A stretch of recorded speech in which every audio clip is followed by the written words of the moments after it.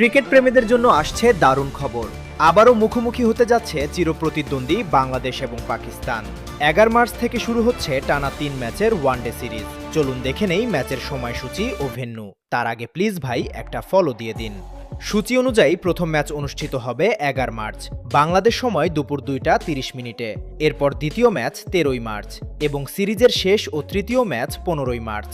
এই সিরিজ নিয়ে ইতোমধ্যেই শুরু হয়েছে উত্তেজনা, কারণ সাম্প্রতিক সময়ে দুই দলের লড়াই মানেই রোমাঞ্চ, নাটক আর শেষ ওভারের থ্রিল।